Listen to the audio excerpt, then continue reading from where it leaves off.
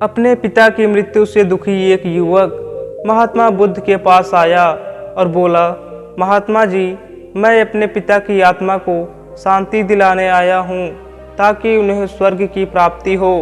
इसके लिए कृपया आप मुझे कोई मार्ग बता दीजिए।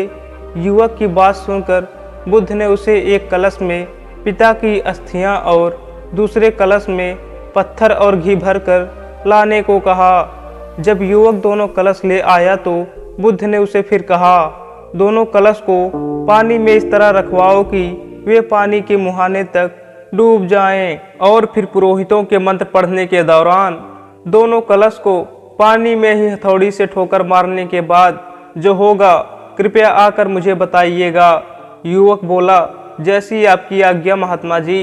इस पूरी क्रिया को करने के बाद युवक अत्यंत उत्साह के साथ महात्मा बुद्ध के पास आकर बोला, महात्मा जी, पानी में दोनों कलश पर ठोकर मारने से टूट गए और उनके भीतर मौजूद पत्थर तो पानी में डूब गए, लेकिन उसमें रखा हुआ घी ऊपर आ गया और नदी में दूर तक बहने लगा। तब बुद्ध ने युवक से कहा, अब आप जाकर पुरोहितों से कहो कि वे प्रार्थना करें कि पत्थर पानी के ऊपर आकर तैरने लगे और घी डूब जाए। यह सुनकर युवक चकित रह गया और बुद्ध से बोला, आप यह कैसी बातें कर रहे हैं? पुरोहित कितनी भी प्रार्थना कर लें लेकिन वे पत्थर पानी में कभी नहीं तैरेंगे और घी कभी नहीं डूबेंगे। युवक की बात सुनकर महात्मा बुद्ध ने प्रसन्न होकर कहा कि वत्स, तुम्हारे पिता के साथ भी ऐसा ही होगा।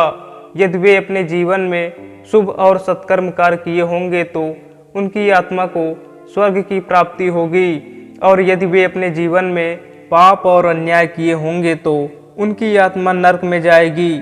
इस संसार में ऐसा कोई भी पुरोहित या कर्मकांड नहीं है जो कि आपके पिता की आत्मा को स्वर्ग या नरक दिला सके, क्योंकि उन पुरोहितों को खुद भी नहीं पता होता कि वे स्वर्ग में जाएंगे या नरक में। तो वत्स, इसलिए हमें स्वर्ग और नरक अपने कर्मों के हिसाब से मिलते हैं।